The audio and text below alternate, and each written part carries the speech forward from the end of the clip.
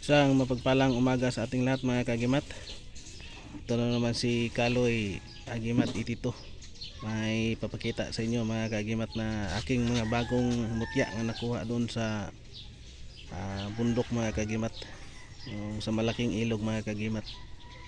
At sa hindi muna ako mag-umpisa, big shout out lang sa lahat-lahat ng aking mga kapwa muti hunters, kaibigang muti hunters, ang tingiros, ang tingiras. Isang mapagpalang umaga sa ating lahat mga kagimat.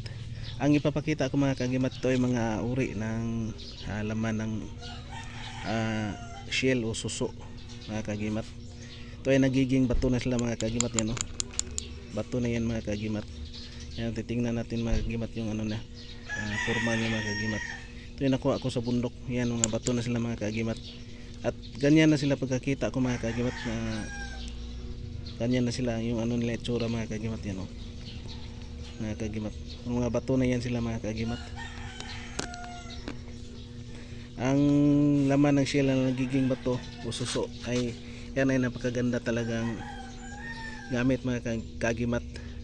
Sinasabi ng mga antingiros natin na yan ay mga tunay mga kagimat, na kung baga sasabihin natin na maraming gamit, hindi lang sa pang protection kundi sa pang kabuhayan na din mga kagimat, kasi maraming nagtatangan ng mga ganitong mga klaseng mga mutya na mga matatanda o masinso sa kanilang buhay mga kagimat, kasi mayroon silang tangan ng ganito mga kagimat. Yan, oh. Hindi yan ano mga kagimat, ganyan na talaga yung ano pagkakuha ko, ganyan na. Pero bato na yan sila mga kagimat. Kung tingnan mo yung mga bato ay simple lang mga kagimat, pero yan ay napakaganda talaga mga gamit mga kagimat. Yan, oh. Yan ang nagiging bato na talaga mga kagimat.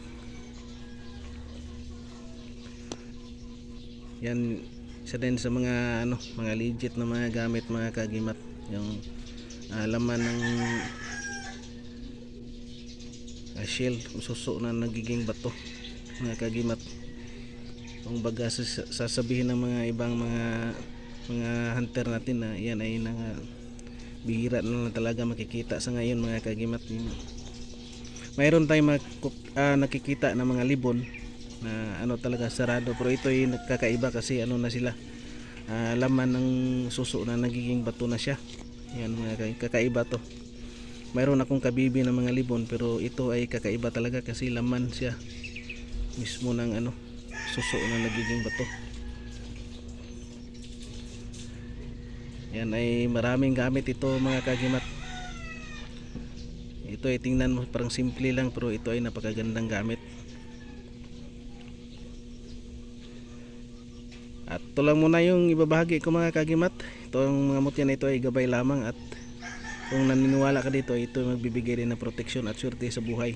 Pero yung pinakasentro natin mga kagimat, yung paniniwala natin sa Panginoong Diyos talaga.